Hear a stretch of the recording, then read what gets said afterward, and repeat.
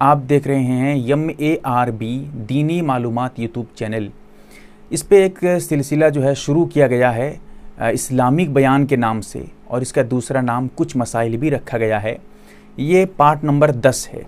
इस वीडियो को अगर आप यूट्यूब पे देखना चाहें तो इस्लामिक बयान पार्ट नंबर 10 लिखकर आप सर्च कर सकते हैं। इसी तरह दूसरे नाम से भी, यानी कुछ मसाइल पार्ट नंबर 10 के नाम से भी आप यूट्यूब पे इस वीडियो को देख सकते हैं।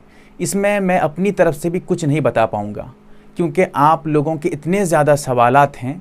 मैं उन्हीं में से चंद सवालात के जवाब देने की कोशिश करूँगा। इंशाअल्लाह जो अगली वीडियो आएगी, अगला जो पार्ट आएगा, उसमें फिर मैं जो बकिया सवालात हैं उनके जवाब देने की कोशिश करूँगा।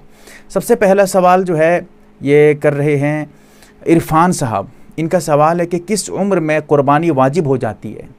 जवाब ये है कि अगर आप बालिग नहीं हैं, बालिग की क्या उम्र है एक अलग बात है, बहुत तफसीली गुफ्तगू है, इसलिए इसको छोड़ रहा हूँ। अगर आप बालिग नहीं हैं, नाबालिग हैं, तो आप पे कुर्बानी वाजिब नहीं है। अगर आप बालिग हो चुके हैं, उसके बाद उस वक्त आप पे कुर्बानी वाजिब होगी जब आप साहिबे निसाब हो जाएं। अगर आप बालिग हो चुके हैं और साहिबे निसाब नहीं हैं, चाहे आपकी उम्र 20 साल, 25 साल, 30 साल, 40, 50, 60, 80, 100 साल हो जाए, अगर आप साहिबे निसाब नहीं हैं तो आप पे कुर्बानी वाजिब नहीं है। और उसके बाद सवाल कर रहे हैं रईस साहब। इनका सवाल है अगर कोई गुस्ल करते समय बुलाए तो क्या हम उसका जवाब दे सकते हैं, बात कर सकते हैं, बोल सकते हैं। जवाब यह है कि बिला ज़रूरत गुस्ल करते वक्त बात करना मकरूह है। लेकिन अगर ज़रूरत हो, गुस्ल खाने के अंदर है, कोई आपको बुला रहा है, आप वहाँ से अंदर से जवाब दे सकते हैं कि हाँ मैं गुस्ल कर रहा हूँ, जा रहा हूँ, इंतज़ार करें, वगैरह वगैरह। ज़रूरत के वक्त गुस्ल करते समय, गुस्ल करते वक्त बात करने में कोई हरज नहीं, कोई कबाहत नहीं है। उसके बाद सवाल कर रहे हैं टेक्नोलॉजिकल हेल्प। इनका सवाल है कि मुफ्ती साहब एक साथ कितना जुमा छोड़ देने से, न पढ़ने से आदमी ईमान से खारिज हो जाता है, काफिर हो जाता है। हदीस में आया है। देखिए उस हदीस का वो मतलब नहीं है जो लोग समझ के बैठे हैं कि 3 जुमा अगर छोड़ देगा तो बहुत सख्त मुजरिम होगा, 5 जुमा छोड़ देगा तो सख्त मुजरिम होगा, यहाँ तक कि ईमान से खारिज हो जाएगा। हदीस में है तो लोग धोखा खा जाते हैं। हदीस पढ़ लेने से सिर्फ जो है आप दीनी इल्म हासिल नहीं कर पाएंगे। हदीस पढ़कर हदीस का माना मतलब समझना पड़ेगा आपको। अहले सुन्नत वल जमात का ये मुत्तफ़िक़ा फ़ैसला है, गुनाह के कर लेने से आदमी काफिर नहीं होता है, ईमान से खारिज नहीं होता है। हाँ, गुनाह को अगर जायज़ समझकर कर लेगा, एक भी जुमा, 2-3 जुमा तो छोड़ दीजिए, एक भी जुमा अगर छोड़ने को बिला उज़्र, रुखसत है तो अलग बात, मुसाफिर है, मरीज़ है, अलग बात है। अगर कोई उज़्र नहीं है, बिला उज़्र एक भी जुमा छोड़ दिया और ये समझते हुए छोड़ा कि जुमा छोड़ना जायज़ है, अब ईमान से खारिज हो गया। अगर गुनाह समझ कर छोड़ा था, चाहे 3 जुमा छोड़ दे, 5 जुमा छोड़ दे, ईमान से खारिज नहीं होगा। जितना जुमा भी छोड़ देगा वो गुनाह समझ के छोड़ रहा था, नाजायज़ समझ के छोड़ रहा था, ऐसी सूरत में गुनहगार होगा, हराम काम कर रहा है, गुनाह कबीरा का इर्तिकाब कर रहा है, लेकिन ईमान से खारिज नहीं होगा। ऐसा आदमी अगर मर जाए, जुमा नहीं पढ़ता था, उसकी नमाज जनाजा पढ़ी जाएगी, ज़रूरी है पढ़ना।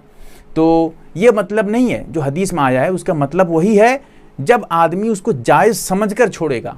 और जो हदीस में कुफ्र की बात आई है, ईमान से खारिज हो जाने की बात आई है, वो ईमान से खारिज नहीं। कुफ्र का एक माना आदमी काफिर काफिर ले रहा है, दूसरा माना भी है उसका। कुफ्र का माना अल्लाह के रसूल के हुक्म को छोड़ देना, वो भी माना लिया जा सकता है। लिहाजा वहाँ पर वो माना लेंगे अल्लाह के रसूल के हुक्म को छोड़ रहा है वो, इसीलिए सख्त मुजरिम करार दिया गया। तो ये माना है उसका सही एतबार से। मोहम्मद आसिफ साहब। इनका सवाल है कि मौलाना साहब क्या वज़ू में कोई भी पार्ट्स को 4 मरतबा धोने से ये कोई गुनाह मिलता है, ये बिदअत है, क्या मसला है? याद रखिए 3 मरतबा ज़्यादा से ज़्यादा धोने की हद है, और अगर 3 मरतबा आदमी अच्छी तरह से धो लेता है तो सही एतबार से हर जगह पानी पहुंच जाएगा। जिसमें जिन आज़ा का धोना है, अगर 3 मरतबा धो लिया, पहली मरतबा धोया नहीं पहुंचा तो दूसरी मरतबा पहुंच जाएगा, दूसरी मरतबा नहीं पहुंचा तो तीसरी मरतबा पहुंच ही जाएगा। 3 मरतबा ट्राई कर चुका है, फिर भी पानी पहुंचने के बावजूद हर एतबार से सुन्नत अदा कर चुका है, 3 मरतबा धो चुका है, उसके बावजूद बस शक वक है, दिमाग में इधर उधर हो रहा है, 3 मरतबा से ज़्यादा, 4 मरतबा, 5 मरतबा धो रहा है, अब ऐसी सूरत में नाजायज़ है, अब गुनाह मिलेगा उसको। क्यों? हदीस में मना किया गया है और ऐसे शख्स के लिए सख्त वईद का जो है हदीस में जिक्र आया है। इसीलिए ज़रूरत है, मिसाल के तौर पे आप देख रहे हैं 3 मरतबा धो चुके हैं, उसके बावजूद कहीं पर ज़रा से सूखा रह गया है, आप फिर से धो सकते हैं। लेकिन कुछ नहीं, सूखा वूखा कुछ नहीं है, कोई ज़रूरत नहीं है, 3 मरतबा धो चुके हैं फिर धो रहे हैं, अब गुनाह मिलेगा, बिदअत है। हाँ, इतना है, वज़ू आपका हो जाएगा। उसके बाद सवाल करते हैं कि सबीना नाज, इनका सवाल है कि बिल्ली पालना जायज़ है या नहीं, बताएं प्लीज़। जवाब यह है कि बिल्ली पालना जायज़ है, गुनाह नहीं है। लेकिन आवाम में मशहूर है, कहते हैं कि बिल्ली पालना सुन्नत है। सुन्नत नहीं है भाई, बस हदीस में इतना मिलता है कि सहाबा के ज़माने में बिल्लियाँ होती थी, अल्लाह के रसूल के ज़माने में बिल्लियाँ होती थी, लेकिन अल्लाह के रसूल ने बिल्ली पाला हो, सहाबा ने पाला हो, ऐसा कुछ नहीं है। बिल्लियाँ होती थी, घर में आना जाना करती रहती थी, इसलिए होती थी, हदीस में जिक्र मिलता है। पालना सुन्नत हो ऐसा नहीं है। जहाँ तक जायज़ होने की बात है, पाल सकते हैं, पालने में कोई गुनाह नहीं है, बिल्ली पालना जायज़ है। और जावेद अहमद साहब का सवाल है कि मुफ्ती साहब आप खैरियत से हैं? अल्लाह का शुक्र है। मुफ्ती साहब हमेशा ऐसे मसले बयान करते रहिएगा। मुफ्ती साहब ये फरमाते हैं कि फ़ोन पर एक जगह से दूसरी जगह फातिहा हो सकती है? बिल्कुल हो सकती है भाई, कोई बात नहीं है। और फातिहा के वक्त अगरबत्ती जलाना कैसा है? जवाब यह है कि अगरबत्ती जलाने की कोई हैसियत नहीं है। फातिहा के वक्त अगरबत्ती जलाने को एक रस्म के तौर पे अपनाया जा रहा है, सुन्नत समझा जा रहा है। ये सब शरीयत में इजाफा है, नाजायज़ है, कोई हकीकत नहीं है अगरबत्ती जलाने की फातिहा के वक्त। इसी तरह ये भी सवाल करते हैं कि और नमाजी के सामने अगर शीशा हो यानी आईना हो तो नमाज होगी या नहीं, क्या मसला है? जवाब यह है कि नमाज तो हो जाएगी। अगर सामने आईना रखा हुआ है, उसकी तस्वीर सामने आ रही है, वो हकीकतन तस्वीर के हुक्म में नहीं है, इसलिए नमाज में कोई कराहत नहीं है। हाँ, अलबत्ता अगर उसका जहन उधर भटक रहा है, बार बार उस शीशे की तरफ देख रहा है, नमाज में खड़ा हूँ, उधर दिमाग उधर जा रहा है, तो फिर नमाज की जो रूहानियत थी, नमाज में जो सुकून हासिल करना था, अल्लाह से बातचीत करनी थी, उसकी तरफ से तो ध्यान ही चला गया, खुशू और खुजू से हट गया। इसीलिए फिर इस तरह मकरूह होगा।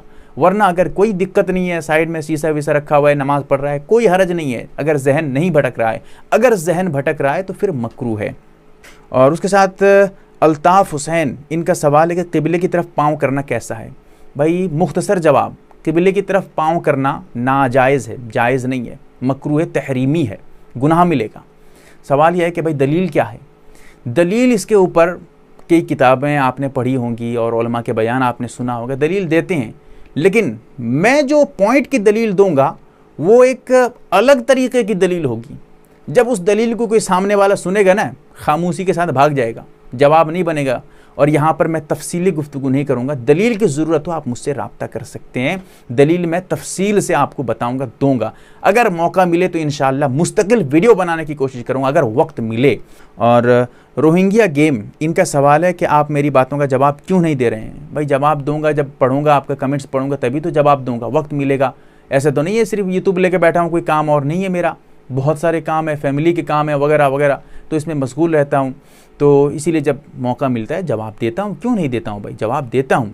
फिर भी अगर मेरी तरफ से आपको तकलीफ़ हुई हो तो माज़रत चाहता हूँ, माफ़ी चाहता हूँ। उनका सवाल है कि फ्री फायर गेम खेलना कैसा है? नाजायज़ है भाई, बिल्कुल इजाज़त नहीं। और इस पर वीडियो गेम खेलने पर मेरी मुस्तकिल वीडियो आ चुकी है या आएगी इंशाअल्लाह, पूरी तफसील और डिटेल्स के साथ, उसको ज़रूर सुनिएगा आप।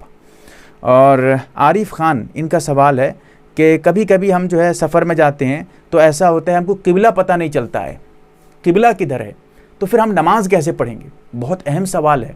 जवाब यह है कि ऐसे वक्त में अगर कोई जानने वाला है उससे पूछ लीजिए, या आजकल आते हैं किबला पता करने के लिए, मोबाइल पे भी रहते हैं, मोबाइल से आप पता कर सकते हैं किबला किधर है। तो अगर आप किसी तरह पता नहीं कर पाए हैं, पता नहीं चल रहा है, तो ऐसी सूरत में तहर्री करें। वो कैसे? दिल में सोचें मेरा किबला किधर हो सकता है, सूरज को देखें, सूरज से भी पता चल जाएगा। दिन के वक्त में सूरज कहाँ पर है, कितना बज रहा है, अंदाजे से आप किबला पता कर सकते हैं दिमाग लगाकर। तो इसी तरह आप अंदाज़ा लगाएं, नहीं हो पाए तो तहर्री करिए, दिल में सोचिए किबला किधर हो सकता है। आपका दिल जिधर गवाही दे कि किबला इधर ही हो सकता है, समझिए कि आपका किबला उधर है, आप उधर ही रुक करके पढ़िए।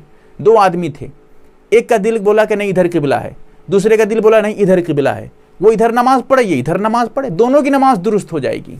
ये सही मसला है और इसमें और भी तफसीलात हैं, मैं इसको छोड़ रहा हूँ।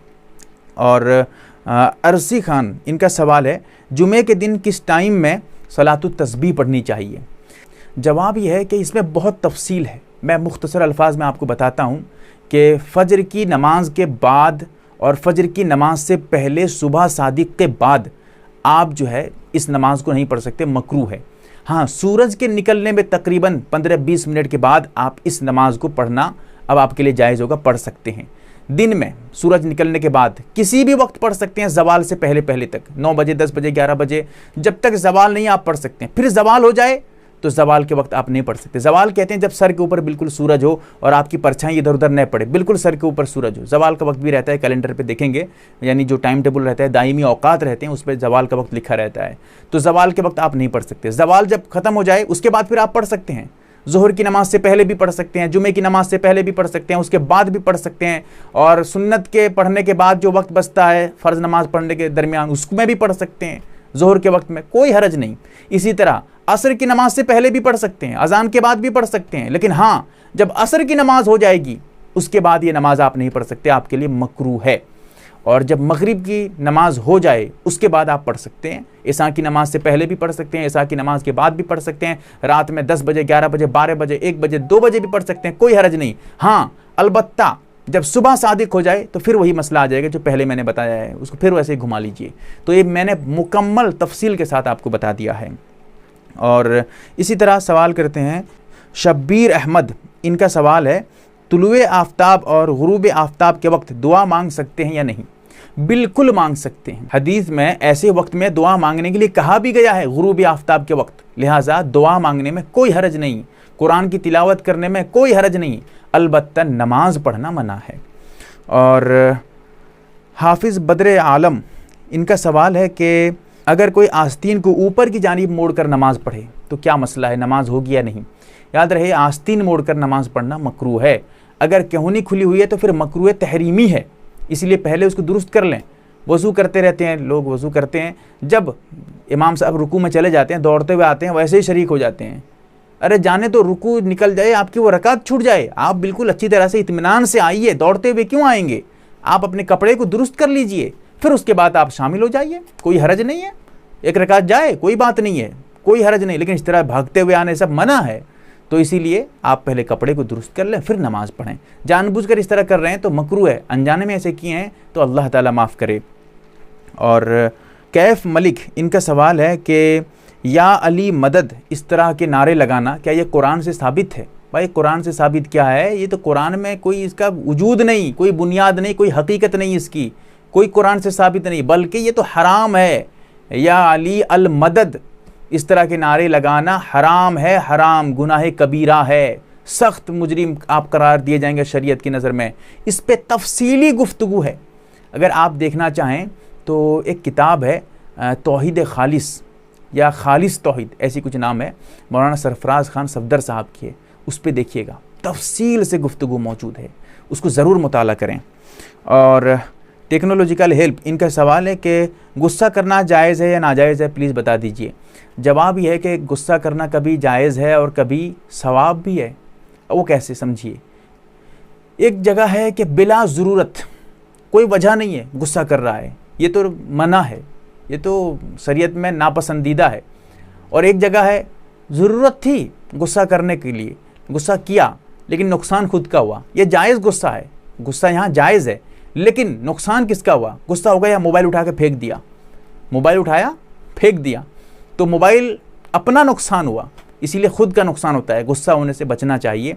जब आदमी को गुस्सा आए तो वज़ू कर ले, या फिर बैठा हो तो खड़ा हो जाए, खड़ा हो तो जो है वो लेट जाए, या फिर नमाज वमाज पढ़ने में लग जाए, दूसरे काम पे मशगूल हो जाए। तो इसीलिए गुस्सा नहीं करना चाहिए। और बाज़ दफ़ा गुस्सा करने में सवाब मिलता है। मिसाल के तौर पे औलाद नमाज नहीं पढ़ रही है, गुस्सा हो गया, अब औलाद को डांटा, ऐसे वक्त में शरीयत के ख़िलाफ़ कोई कर रहा है तो ये गुस्सा हो रहा है, गुस्सा आ रहा है, इसको गुस्से का इजहार कर रहा है, तो ऐसी सूरत में गुस्सा करना सवाब मिलेगा। शरीयत के ख़िलाफ़ अगर कोई कर रहा है तो ये गुस्से नाराज़गी का इजहार करना ये सवाब का काम है। लेकिन आज लोगों के अंदर हिम्मत कहाँ है कि कोई शरीयत के ख़िलाफ़ करे और ये जो है नाराज़गी का इजहार करे, गुस्सा दिखाए, बल्कि वहाँ तो खामोश हो जाएगा, बल्कि तायद करने लग जाएंगे। ऐसा भी होता है, अल्लाह ताला हिफाजत करे हमारी। और सहान खान, इनका सवाल है कि मेरी बच्ची हुई है, उसका नाम उन्होंने जो है आयत रखा है, तो इस तरह आयत नाम रखना कैसा है? आयत नाम रखना जायज़ है, लेकिन इस तरह नाम नहीं रखा जाता है। नाम ऐसा रखें जो बेहतरीन मानेदार हो। आयत का माना है निशानी। अब क्या निशानी, मतलब क्या है ये? कोई मतलब इसमें कोई नज़र आ रहा है आप कुछ? आप बताइए, कुछ ऐसी चीज़ है इसमें? कोई ऐसा माना नहीं। नाम रखिए जो बहुत बेहतरीन। आबिदा क्या माने है? इबादत करने वाली। वाक़ियतन क्या ज़बरदस्त माना है। इसी तरह बहुत सारे ऐसे माने, स्वालिहा, नेक होना। इस तरह नाम रखिए जो बेहतरीन माना हो। सहाबियात के नाम के साथ नाम रखें, नेक लोगों के नाम के ऊपर नाम रखें। ये सब फ़ायदे की चीज़ें हैं। नाम रख सकते हैं आयत, लेकिन नाम बदलाएं तो बेहतर होता। इसीलिए नाम रखने से पहले किसी अच्छे आलिम से रब्ता करें, वो आपको बताएंगे नाम के ऊपर। नाम का असर भी होता है, इसको भी ध्यान में रखिएगा। और अब्दुल अहद, इनका सवाल है कि हम लोग जो है फ़ुटबॉल खेलते हैं तो उस वक्त जो है अपनी जांग वो जो है खुली रह जाती है, क्योंकि हाफ पैंट वगैरह पहन के जो इसको खेलते होंगे। इसीलिए वो कहते हैं कि ऐसी सूरत में हम क्या करें, गुनहगार होंगे या नहीं? बिल्कुल गुनहगार होंगे। अगर, क्योंकि नाफ मर्दों के लिए नाफ के नीचे से लेकर घुटने तक ये छुपाना ज़रूरी है लोगों के सामने। नमाज की बात अलग है, लोगों के सामने, ठीक है, ये सत्र में दाखिल है। अगर कोई दूसरा आदमी बीवी के अलावा इसको देख रहा है और बिला ज़रूरत, डॉक्टर था, ज़रूरत है तो देखा, अलग बात है, कोई ज़रूरत नहीं, बिला ज़रूरत अगर कोई दूसरा आदमी देख रहा है तो बिल्कुल गुनाह कबीरा। लोग समझते हैं कि बस हम अपने असल जो सामान है, पेशाब पैखाने का मकाम, उसको छुपा दें। अब उसके अलावा चाहे रान खुला जो है खुली रहे, जांग खुला रहे, उससे कोई फ़र्क नहीं भाई। जैसे इसको भी छुपाना ज़रूरी है, सत्र को, असल पैखाना पेशाब वगैरह के मकाम को, ऐसे ही नाफ से लेकर घुटने तक भी वो भी सत्र में दाखिल है। अगर आप उसको खोल रहे हैं लोगों के सामने, बिल्कुल हराम, गुनाह कबीरा। चाहे खेल के वक्त खेलें या किसान वगैरह या मजदूर वगैरह जो होते हैं वो इस तरह खुला कर देते हैं, खोले रहते हैं, गुस्ल करते हैं रास्ते किनारे, इस तरह हाफ पैंट पहनकर, चड्डी पहनकर गुस्ल करते हैं। शर्म तो आती नहीं है इनको। तो याद रखिएगा, ये सब गुनाह है। इस्लाम जो है एक निज़ाम आपको सिखाता है, एक तरीक़ा सिखाता है। इसीलिए सब समझें, शरीयत के मुताबिक समझने की और अमल करने की तौफीक दे अल्लाह ताला हमें भी और आपको भी। ये देख रहे थे आप इस्लामिक बयान पार्ट नंबर 10 और कुछ मसाइल, दूसरा नाम है इसका, कुछ मसाइल पार्ट नंबर 10। और इस वीडियो को ज़्यादा से ज़्यादा शेयर करें। इसके अलावा बहुत सारे और भी सवालात हैं, मैं इंशाअल्लाह मुस्तकिल तौर पे पार्ट बाय पार्ट में डालने की कोशिश करूँगा, क्योंकि अपना मशगला सिर्फ यूट्यूब तो नहीं है, बहुत सारे और भी मशगूलियात हैं, इसीलिए उन पे भी ध्यान देना पड़ता है। फिर भी मुझसे जितना हो सकता है मैं आप लोगों के लिए करने की कोशिश करता हूँ। अल्लाह ताला हमें समझ अता करे और शरीयत पे अमल करने वाला बनाए। आमीन या रब्बल आलमीन। MARB दीनी मालूमात चैनल को सब्सक्राइब करें और घंटी वाले निशान को जरूर दबाएं, ताकि हमारी हर नई वीडियो आप तक पहुंचती रहे। वीडियो को लाइक और शेयर जरूर करें और हमारी हर वीडियो आप अपने चैनल में डाल सकते हैं। नीज हमारे साथ व्हाट्सएप पर जुड़ने के लिए आप अपना नाम और मुकम्मल एड्रेस के साथ ऐड लिखकर मेरे व्हाट्सएप नंबर 8908939343 को मैसेज करें।